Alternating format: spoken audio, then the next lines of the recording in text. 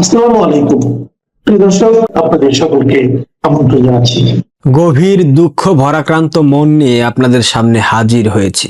বাংলাদেশে নির্বাচন যত দ্রুত ঘনিয়ে আসছে, ঠিক তত দ্রুত বাংলাদেশের আকাশে কালো ছায়া ঢেকে নিচ্ছে। অর্থাৎ বাংলাদেশের আকাশ কালো ছায়ায় ঢেকে যাচ্ছে। সুদখোর ইউনূস ক্ষমতাকে দীর্ঘায়িত করার জন্য যে ধরনের ষড়যন্ত্রের ফাঁদে পা দিয়েছে, যে ধরনের ষড়যন্ত্র করছে, এই ষড়যন্ত্রের ফলে পুরো বাঙালি জাতি বাকি দিন, বাকি সময় কিংবা যতদিন বেঁচে থাকবে ততদিন তাদেরকে ভুগতে হবে। বাংলাদেশের বর্তমান বাস্তবতায় বিএনপির আশেপাশে অন্য কোনো রাজনৈতিক দল নেই। যেহেতু বাংলাদেশ আওয়ামী লীগ রাজনৈতিকভাবে অনুপস্থিত, তাদেরকে নিবন্ধন স্থগিত করে রাখা হয়েছে, দল হিসেবে তারা কোনো রাজনৈতিক কর্মযজ্ঞে অংশ নিতে পারছে না। সেই জায়গায় বিএনপি ক্ষমতায় আসার সব থেকে বেশি সম্ভাবনা আছে। এই মুহূর্তে জামাত খুব চমৎকার ভাবে বুঝে গেছে বাংলাদেশের মানুষ জামাতকে কখনোই ভোট দেবে না। একটা মৌলবাদী শক্তিকে কখনো মুক্তিযুদ্ধের মাধ্যমে অর্জিত বাংলাদেশে ক্ষমতায় আসতে দেওয়া হবে না। বাংলাদেশের সকল পর্যায়ের মানুষ এটা ভেবেই নিয়েছে এবং জামাত খুব ভালোভাবে টের পাচ্ছে তাদেরকে বাংলাদেশের মানুষ ঘৃণা ভরে প্রত্যাখ্যান করেছে। এবং জামাতের যে জোট, এনসিপির নেতারা বিভিন্ন জায়গায় নির্বাচনী প্রচারণার জন্য গেলে তাদেরকে কটূক্তি করা হচ্ছে, তাদেরকে গালমন্দ করা হচ্ছে, তাদেরকে বলা হচ্ছে আগেই তো ভালো ছিলেন, কেন রাজাকারদের সাথে জোট করলেন, কেন যুদ্ধাপরাধীদের সাথে জোট করলেন, কেন ইসলামের অনুভূতিকে ব্যবহার করে আমাদের মা বোনদের ধর্ষকদের সাথে জোট করলেন। এ ধরনের অসংখ্য কথা আমরা শুনতে পাচ্ছি, গণমাধ্যমগুলোতে আসছে, সামাজিক যোগাযোগ মাধ্যমে ভাইরাল হচ্ছে। দিন শেষে জামাত বুঝে ফেলেছে তাদের বাংলাদেশের রাষ্ট্র ক্ষমতায় আসা আর হবে না। স্বাধীনতার পর এই প্রথমবার জামাত রাষ্ট্রের সর্বোচ্চ ক্ষমতা ভোগ করতেছে সুদখোর ইউনূসকে সামনে রেখে। সুদখোর ইউনূস সামনে থেকে জামাতকে সব ধরনের সহায়তা করছে এবং বাংলাদেশের প্রশাসনের মধ্যে জামাতের একটা বিশাল নিয়ন্ত্রণ আছে, বাংলাদেশের শিক্ষা প্রতিষ্ঠানগুলোর নিয়ন্ত্রণ আছে। এই অবস্থায় জামাত কোনোভাবে চাচ্ছে না বাংলাদেশে একটা নির্বাচন হোক, সেটা সুষ্ঠু কিংবা অস্বাভাবিক প্রক্রিয়ায়। জামাত চাইছে না কোনোভাবে বাংলাদেশে একটা নির্বাচন হোক। সেই জন্য তারা পরিকল্পিতভাবে তাদের যে মিত্র বন্ধু রাষ্ট্র তুর্কি, আফগানিস্তান, পাকিস্তান, এই দেশগুলা থেকে একদম স্পেশাল প্রশিক্ষণ প্রাপ্ত জঙ্গিরা তাবলিগ জামাতের নাম করে, তাবলিগ জামাতের কথা বলে বাংলাদেশে অলরেডি প্রবেশ করেছে এবং বাংলাদেশের তিনটা অঞ্চলে তারা অবস্থান করছে। প্রথমত ঢাকা, দ্বিতীয়ত রাজশাহী এবং তৃতীয়ত চট্টগ্রাম অঞ্চল। কেউ আবার গাঁজাখুরি কথা মনে করেন না, প্রত্যেকটা তথ্য কিন্তু গোয়েন্দা মারফতে পাওয়া। এবং এই জঙ্গিরা যারা বাংলাদেশে প্রবেশ করেছে তারা আগামী নির্বাচনকে সামনে রেখে বাংলাদেশে অস্বাভাবিক পরিবেশ সৃষ্টি করার জন্য, বাংলাদেশকে অস্থিতিশীল করবার জন্য তারা সুপরিকল্পিতভাবে বাংলাদেশের বিভিন্ন জায়গায় জঙ্গি হামলা চালাবে। এর মধ্যে রয়েছে একাধিক শিক্ষা প্রতিষ্ঠান, বিশ্ববিদ্যালয়, স্কুল, কলেজ, মসজিদ। বিশেষ করে বাংলাদেশের মানুষের ধর্মীয় অনুভূতিতে আঘাত লাগবার জন্য 2-4টা বাইতুল মুকাররমের মতো মসজিদে হামলা চালাইলে আমার মনে হয় না বাংলাদেশের নির্বাচন কোনোভাবে সম্পন্ন হবে। বুঝতে পারছেন ষড়যন্ত্রটা ঠিক কোথায়? পাকিস্তান, আফগানিস্তান এবং তুর্কি থেকে একাধিক প্রশিক্ষণ প্রাপ্ত জঙ্গি বাংলাদেশে প্রবেশ করেছে। আর বাংলাদেশ পুলিশের লুট হয়ে যাওয়া অস্ত্র, পাকিস্তান, তুর্কি থেকে আসা অস্ত্র, সবকিছুর সমন্বয়ে একটা মেসিস জঙ্গি হামলা বাংলাদেশে চালাবে। যার কারণেই গতকাল রাতে ভারতবর্ষ হঠাৎ করে তড়িৎ সিদ্ধান্তের মধ্য দিয়ে বাংলাদেশে অবস্থিত ভারতীয় কূটনৈতিকদের যে পরিবার আছে তাদের সবাইকে বাংলাদেশ থেকে প্রত্যাহার করেছে। যতটুকু শুনতে পাচ্ছি আজকের মধ্যে তারা অলরেডি ভারতে চলে গিয়েছে। বাংলাদেশে এই মুহূর্তে ভারতীয় কূটনৈতিকদের কোনো পরিবার অবস্থান করছে না, এমনকি ভারতের কূটনৈতিক যারা আছেন প্রথম সারির তারাও এই মুহূর্তে ভারতীয় দূতাবাসে নাই। কি বুঝতেছেন বাংলাদেশে কি হবে? ভারত তড়িৎ সিদ্ধান্তের মধ্য দিয়ে তাদের কূটনৈতিকদেরকে বাংলাদেশ থেকে সরিয়ে নিয়েছে। অনেকেই ভাবতে পারেন ভারত হয়তো হামলা চালাবে, অনেকেই ভাবতে পারেন ভারত হয়তো আগ্রাসন চালাবে। এমনটা ভাবার কারণ নাই, কারণ ভারত জানে, ভারতীয় গোয়েন্দা সংস্থার কাছে সঠিক তথ্য আছে, বাংলাদেশে যে কোনো সময় একটা মেসিভ জঙ্গি হামলা হবে এবং সেই হামলাগুলো ভারতীয় দূতাবাসে হতে পারে, মার্কিন দূতাবাসে হতে পারে, সেই হামলাগুলো অন্য কোনো দূতাবাসে হতে পারে যে কোনো জায়গায়। কারণ বাংলাদেশে নির্বাচন ঠেকানোর জন্য যা যা ষড়যন্ত্র করা দরকার সবকিছু করতেছে জামাত এবং জামাতের বন্ধু রাষ্ট্র পাকিস্তান, তুর্কি, আফগানিস্তান। নির্বাচন হতে দেওয়া যাবে না কোনোভাবে না। বাংলাদেশ আওয়ামী লীগ নির্বাচন অংশ নিচ্ছে না, এটা নিয়ে কোনো মাথা ব্যথা আমার এই মুহূর্তে নাই। কিন্তু বিএনপি ভাবছে তারা নির্বাচনের মধ্য দিয়ে অলরেডি ক্ষমতায় চলে আসছে। কিন্তু জামাত এই যে ভয়ঙ্কর ষড়যন্ত্র করছে, এরপরেও বিএনপি জামাতের পদলেহন করছে, এরপরেও বিএনপি ইউনূসের চুষতেছে। এটা বিএনপির পক্ষ থেকে আসলে কোনোভাবে মানার মতো না। তার একটি বাংলাদেশে এসে কি বলছেন, কি করছেন আসলে বুঝতে পারছি না। নির্বাচন বাংলাদেশে হচ্ছে না, যেটুকু সম্ভাবনা নির্বাচন হবার মতো ছিল ওইটুকু সম্ভাবনা এই মুহূর্তে নাই। কারণ যদি জঙ্গি হামলা বাংলাদেশে হয় এবং বিশ্বের বিভিন্ন দেশের দূতাবাস যদি আক্রান্ত হয়, আপনারা ভাবতে পারেন বাংলাদেশ কূটনৈতিকভাবে ঠিক কোথায় গিয়ে পৌঁছাবে। বাংলাদেশের কূটনৈতিক অবস্থান বিশ্বে অলরেডি জঙ্গি তৎপর রাষ্ট্রের দিকে ধাবিত হয়েছে। যদি কোনো কারণে হামলা হয় তাহলে ভাবতে পারেন বাংলাদেশ ঠিক কোথায় যাবে। বাংলাদেশ হবে একটা ব্যর্থ রাষ্ট্র। আমার পরিচিত নিকটাত্মীয় যারা আছেন সবাইকে আহ্বান জানাচ্ছি, যত দ্রুত সম্ভব যে কোনো ভিসায় বাংলাদেশ ছেড়ে চলে যান। এই বাংলাদেশে আপনারা কেউ বাস করতে পারবেন না, কারণ বাংলাদেশের অবস্থা খুবই জঘন্য। বাংলাদেশে যে কোনো সময় জঙ্গি হামলা হতে পারে, এতে প্রাণ হারতে পারে আপনার পরিবারের নিকটাত্মীয় কিংবা আপনার বন্ধু বান্ধব, যে কেউ যে কোনো সময় যে কোনো জায়গায় যে কোনো ভিড়ের মধ্যে এরকম হামলা হবার একটা প্রকট সম্ভাবনা আছে।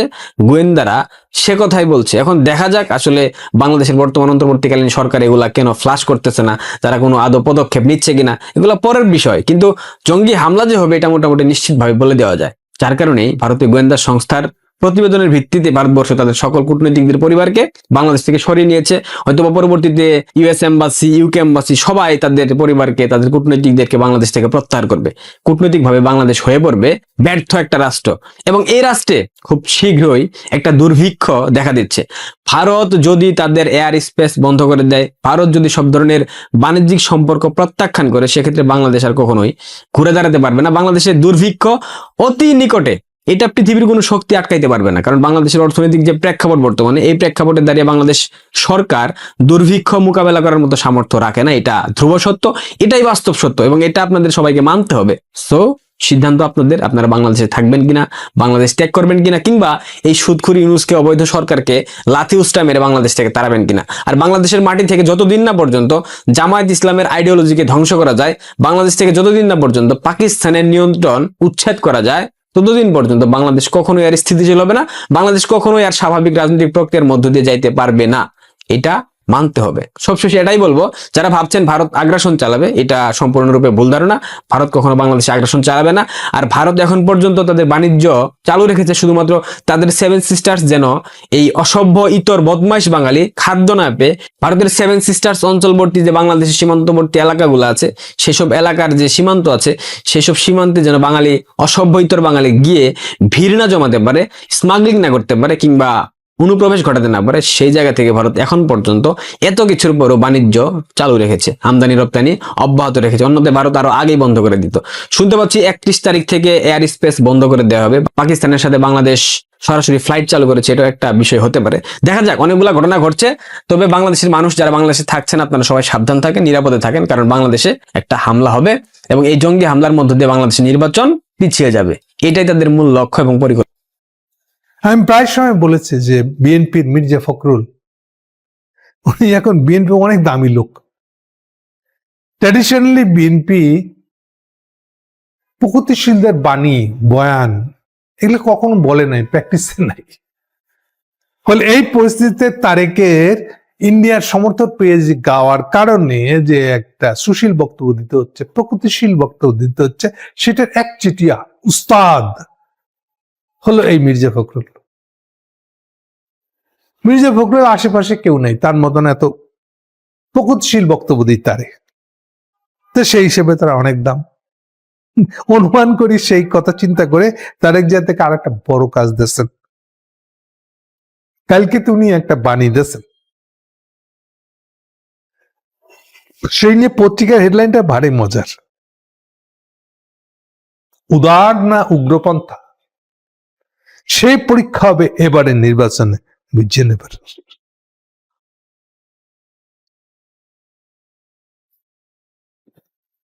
সাংঘাতিকতা।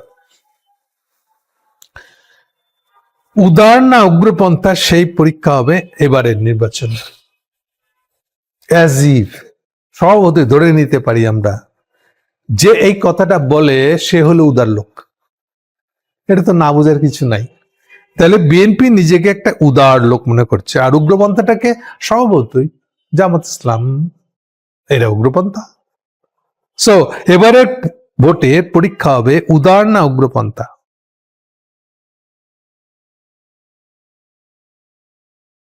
উপরের এই মানে এই নিউজ হেডলাইনটা হলো বিডি নিউজ 24 এর, আর প্রথম আলোর হেডলাইনটা হলো এই নির্বাচনেই ঠিক হবে দেশ উদারপন্থীদের নাকি উগ্রপন্থীদের হাতে যাবে।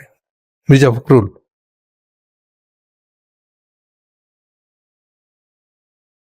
আরো পরিষ্কার করে বলেছেন, ভিতরের বডিতে দেখা যাচ্ছে, প্রথম আলো থেকে পড়ছি, সমস্ত উগ্রপন্থী মানে যারা রাষ্ট্রবিরোধী লোক, কথা খেয়াল করে, তাদের কাছে থাকবে নাকি উদার আমাদের কাছে থাকবে।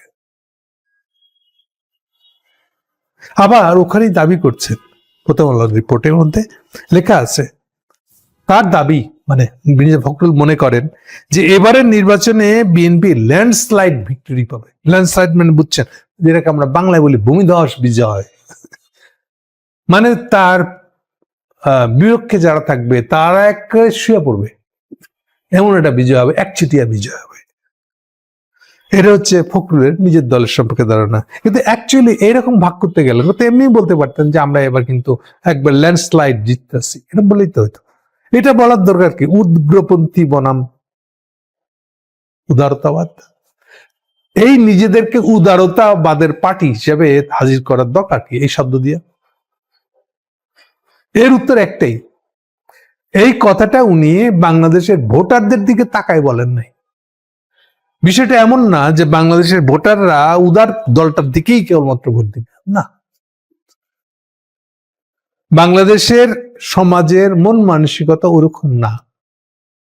কারণ হাসিনার 15-17 বছর ধরে এই উগ্রপন্থার নাম দিয়ে যে হাসিনার বিরোধিতা করছে তাকেই উনি উগ্রপন্থী, উগ্রপন্থী তো বলতো না, জঙ্গি বলতো, শব্দটা ছিল জঙ্গি, তাকেই জঙ্গি বলে ট্যাগ দিয়ে গুম খুন অপহরণ তো করছেই, দলে 12টা বাজা দিচ্ছে এবং অদ্ভুত অদ্ভুত সব নাম আবিষ্কার করছে যে জিনিসটা কোনো বাস্তবে নাই।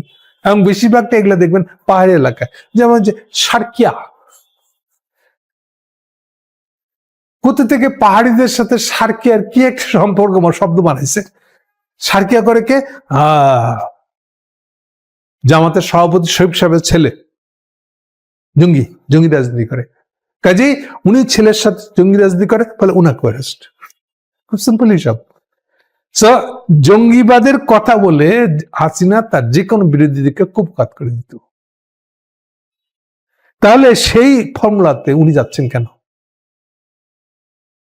যাচ্ছেন এই জন্য, মানে আমি বলতে চাচ্ছি এখন তো হাসিনা ক্ষমতা নাই, তাহলে এই যে উগ্র বনাম উদার এই দ্বিবিভাগ করে নিজেদেরকে উদার সাজাচ্ছে কেন? সাজাচ্ছে এই জন্য যে ইন্ডিয়ার কাছে নিজেকে উদার হিসেবে পরিচয় করা, যেন বলতে চাচ্ছে ইন্ডিয়াকে, ভাই সাহেব ঠিক আছে তো, আমরা আপনাদের পছন্দের দল, ঠিক আছে তো,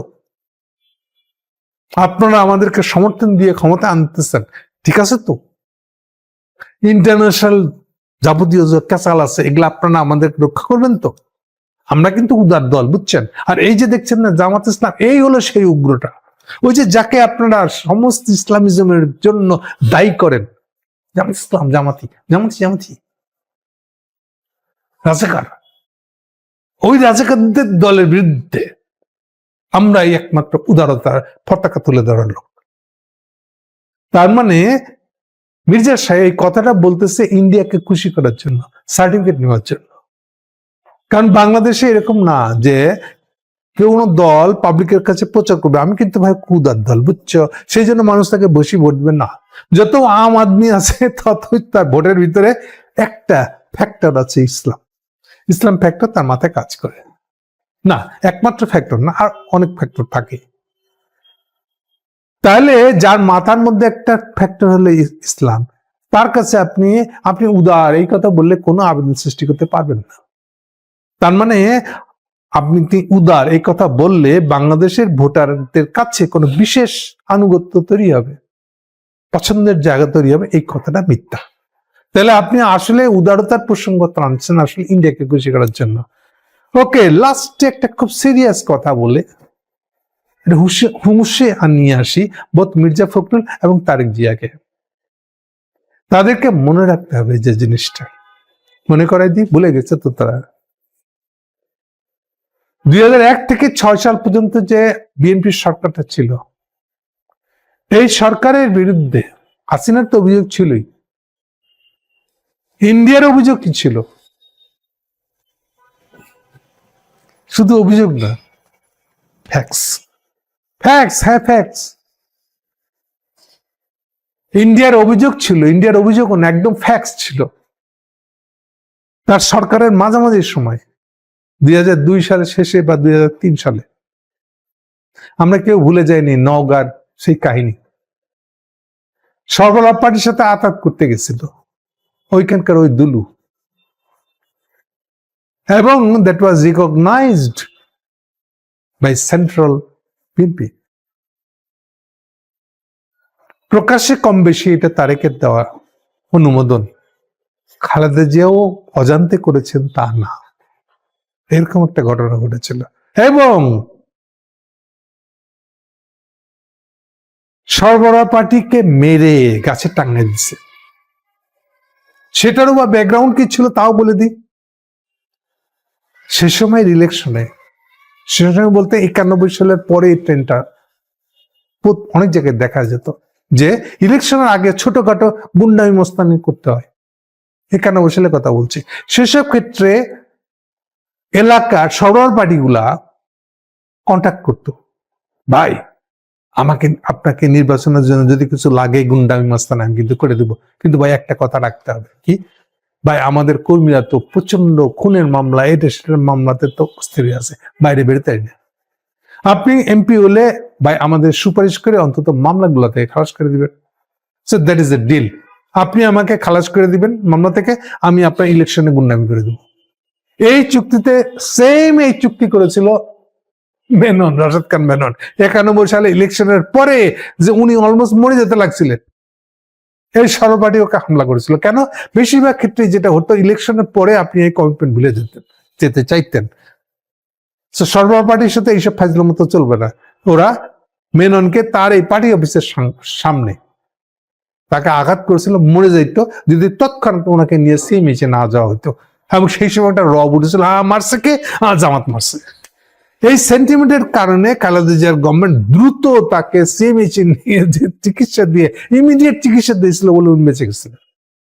সেম ঘটনা করেছিল দুলু। এইবার দুলুর ভাগ্নে, আপন ভাগ্নাকে মেরে ফেলেছিল সরবরাহ পার্টি একই কারণে। এইবার ওকে অফার করে, এই যে তখন তাদের নাম ছিল বাংলা ভাই নামে, যেটাই পরে জেএমবি হলো। এই জেএমবির সাথে আঁতাত করেছিল লোকাল দুলু, একা করে নাই, লোকাল লেভেলে করে নাই, কেন্দ্রের লেভেলে যোগাযোগ করেছিল। এবং এই ম্যাচ মেকিংটা করে দিয়েছিল কোনো একটা বামপন্থী, আমি নাম বলছি না। খালেদা জিয়া রাজি ছিল, তারেক জিয়াও রাজি ছিল, কিন্তু সিম্পলি যে জিনিসটা বুঝবার মতন মাথায় মগজ ছিল না তারেক জিয়া বা খালেদা জিয়ার। তারেকের চেয়ে খালেদা জিয়ার চেয়ে তারেককে বেশি দায়ী করবো আমি। আপনি যখন দেশের ভিতরে একজনকে মেরে গাছে লটকায় রাখবেন প্রকাশ্যে, এবং একাধিক দিন ধরে দুটো লটকানো আছে, তখন প্রধানমন্ত্রী কে? আপনি খালেদা জিয়া নাকি যে মারছে, মেরে লটকা রাখতে পারছে সে? ক্ষমতা কার হাতে? এইটা সিম্পলি, এই হিসাবটা, এই সিম্পল হিসাবটা আপনি বুঝতে পারেন নাই।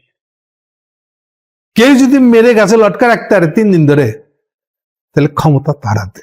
আপনি প্রধানমন্ত্রী নিজেকে দাবি করেন আর না করেন কিচ্ছু এসে যায় না। ঠিক এই কাণ্ডটা হয়েছিল। পরে এই সমালোচনা আপনাকে কোথায় নিয়ে গেছিল? ইভেন সেই কাণ্ডের সঙ্গে যে ডিলটা করে দিয়েছিল যে লোক, সেই লোকে এই ইউনূসের আমলে ছাড় দেওয়া হয়েছে, সেই লোক এখন জামিন প্রাপ্ত। তার যে এগুলো খেয়াল নেই। এবং ইন্ডিয়ানদের সব অভিযোগের মধ্যে এটা ছিল 1 নম্বর অভিযোগ। তোমরা যে জঙ্গি তার প্রমাণ, জেএমবির সাথে আদত করছিলে তোমরা। এখন মির্জা ফখরুল মনে করছে তার দল খুব ভালো, হ্যাঁ, দাবি করলে ইন্ডিয়া বুঝে ফেলবে। আপনি ইন্ডিয়া চিনেন না, এটা কোন ইন্ডিয়া? আপনি ইন্ডিয়াকে চিনেনই না। এছাড়াও ইন্ডিয়ার আরো 2টা অভিযোগ ছিল, সিরিয়াস অভিযোগ। সিরিয়াস অভিযোগের একটা হলো জেএমবির সাথে আঁতাত করা। দেখেন আপনাদের এত বেকুবি কপাল, মানে কপালটাও এত খারাপ। এই বাংলা ভাই আর এই ওদের 2 নেতা, টপ 2 নেতার ফাঁসির অর্ডার কিন্তু খালেদার আমলে হয়েছিল। পরবর্তীকালে তার গ্রেপ্তার হয় এবং তাদের ফাঁসির অর্ডার হয়, কিন্তু ফাঁসি এক্সিকিউট হয় নাই। ফাঁসি এক্সিকিউট হয়েছিল ফখরুদ্দিনের সরকারের আমলে। ওরা ইন্ডিয়ার সমর্থন পাবে ওই চিন্তা করে তারা ফাঁসি এক্সিকিউট করে দেয়, কিন্তু ফাঁসি হওয়ার মতন সবকিছু রেডি হয়ে দিয়ে গেছিল কিন্তু খালেদা জিয়ার আমলে। তো আপনার কি হলো? তাহলে আপনি যা ফাঁসি এক্সিকিউট করাইলেন তার সাথে চুক্তি করতে গেছিলেন। এর চেয়ে প্রমাণিত আপনারা জঙ্গির সঙ্গে আঘাত করেছেন। এই মাথায় কোনো মগজ আছে? কিন্তু ওই বামপন্থী কেন করছিল আবার জানেন তো? ওই বামপন্থীটা বেকুব, এত বড় বেকুব যে সে মনে করেছিল ফরেন টেরর বানাইতেছে, আমি সাম্রাজ্যবাদের বিরুদ্ধে মুসলমান জঙ্গি ব্যবহার করলাম, আমি বিরাট ক্রেডিট আমেরিকাকে গালে থাপ্পড় দিয়ে দিচ্ছি। ওই থাপ্পড় দেওয়ার নাম করে আপনি খালেদা জিয়া, আপনার রাজনীতি, আপনার তারেক জিয়া সবাই ডুবে দিয়ে গেছে, আপনার টেরো পান নাই। ইন্টারন্যাশনাল রাজনীতি না বুঝলে এরকম হয়। ওই যে বামপন্থী এটা করেছিল সেও একটা বেকুব, গ্লোবাল রাজনীতি বুঝে না। ও বুঝেই নাই যে আফগানিস্তানে হামলার আগে টুইন টাওয়ার হামলার জন্য যে ইউএন এর রেজলিউশনটা হয়েছিল, একটা দেশ খুঁজে পাওয়া যায় নাই যে রেজলিউশনের পক্ষে ভোট দেয় নাই। ওই হামলার নিন্দা করে, আফগানিস্তানের নিন্দা করে জাতিসংঘের সাধারণ পরিষদের